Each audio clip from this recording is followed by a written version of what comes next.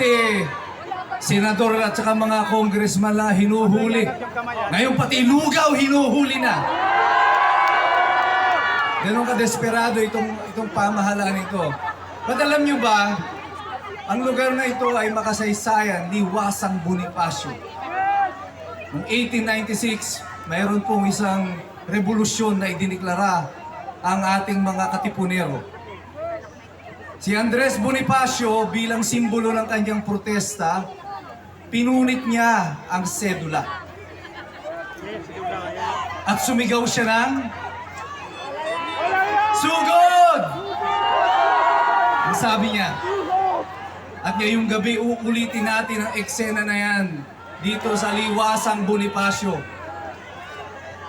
Kayo ang mga katipunero ngayon sa gabing ito. Tayo ang susugod para sa demokrasya. Kaya nyo ba yon? O sige, testing lang ha. Sa aking hudyat, pagtaas ko ng aking kamay, sabay-sabay tayong sisigaw ng sugod. Ready? 1, 2, 3. Malakas, pero kailangan pag sumigaw kayo ng sugod, yung talagang feel na feel nyo. Yan, tubig daw, masigaw doon. Pag sumigaw tayong lahat ng sugod, kailangan yung pakiramdam nyo, yung mga misis natin dito, di ba? Pag nahuli nyo yung mister ninyo, na may ka-chat doon sa cellphone, di ba? Hi! Diba? Dapat ganun. Parang nakita nyo yung kapitbahay ninyo na 3 taon na yung inutang sa inyo, nagtago, tapos nasa lubong nyo sa kanto. Sugod! Di ba?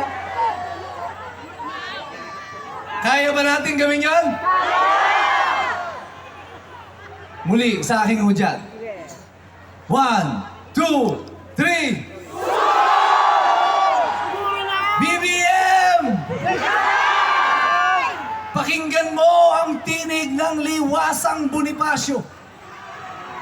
Damdamin ng mga Pilipinong nagpupuyos sa galit sa iyong ginawa sa kanilang dating presidente. Dinala mo sa Hague, sa isang kulungan sa malayong bansa dahil sa ayaw niyong manatili siya dito sa aming lupa. At ngayong gabi, pakinggan niyo ang sigaw ng sambayanang Pilipino. Sabay-sabay, sumisigaw! Malacanang, makinig ka! Ito ang tinig ng bayang iyong inapi. Ang aming mga leader iyong isa-isang pinakukulong. Si Senator Marcoleta, si Jinggoy Estrada, si Mike Defensor, si Chavit Singson, sila Odi Munggao, sila Orly Gutesa, hanggang ngayon nawawala pa ang 18 mga ex-marines na inyong mga patuloy na ginagapi at ginigipit.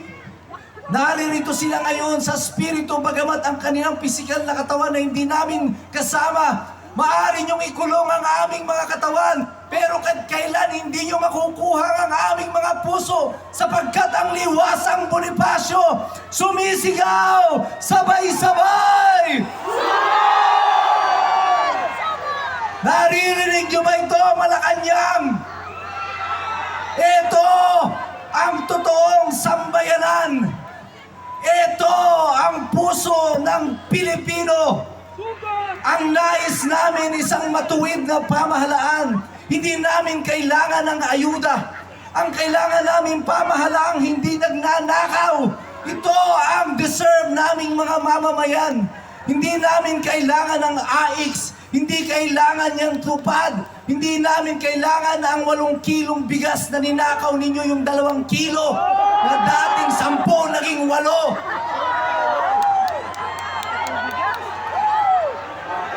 Ang kailangan namin, mga pinunong maglilingkod sa amin. Kasi yan ang dahilan kung bakit kayo naririyan. Pinagkatiwala namin sa inyo ang kapangyarihan upang gamitin sa aming kapakanan, hindi para inyong abusuhin. At ngayon sa gabing ito, binabawi ng Pilipino ang kapangyarihang ipinahiram sa inyo. At nagmumula dito sa liwasang Bonifacio, makinig kayo, Malacanang, ang taong bayan, sabay-sabay, sumisigaw!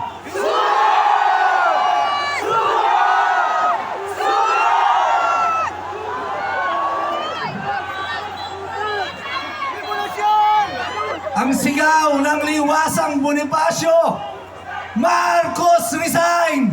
Marcos resign! Marcos resign! Marcos resign! Marcos resign! Marcos resign! At gabi-gabi, yan ang madidinig ninyo sa inyong mga tainga. Isang paalaala, ang liwasang Bonifacio sa gabing ito ay paalaala sa mga nag-aabuso ng kapangyarihan. Ang kapangyarihang hawak ninyo ay hindi inyo. Ito ay kapangyarihang ipinahiram namin sa inyo. At eto ngayon ang mga tao na mga pinagnanakawan ninyo. Kami ngayon ay tumatayo, nagre-reklamo. Lahat kami ngayon naandirito, hindi lang para sa aming mga sarili.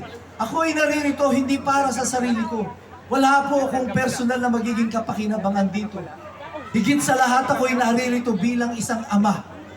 Ayaw kong ang aking mga anak ay mabuhay sa isang lipunang kagaya nito na naghahari ang mga magnanakaw.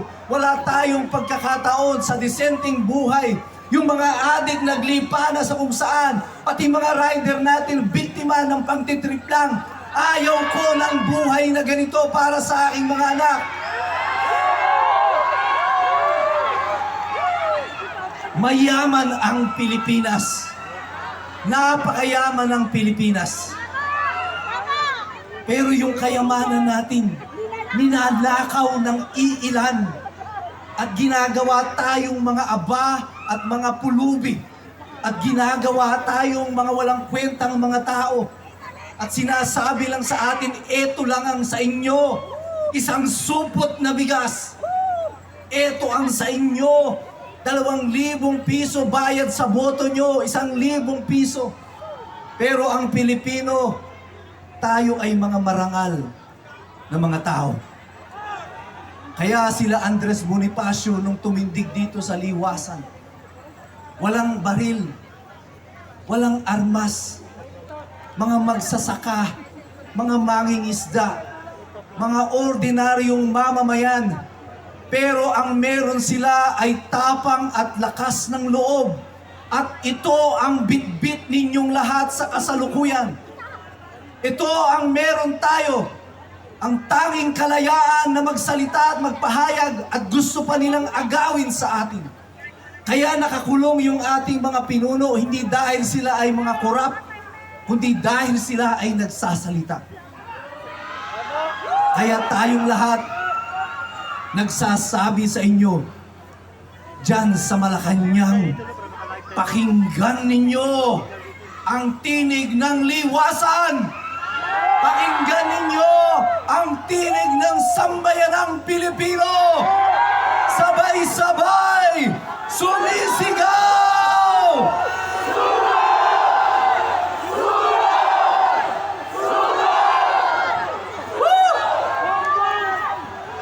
Yung nangyari sa EDSA nung mga nakaraang linggo, practice pa lang yun.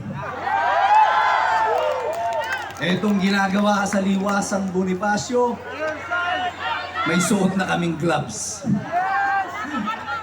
Pag hindi pa kayo tumino, knockout na ang aabutin ninyo sa amin.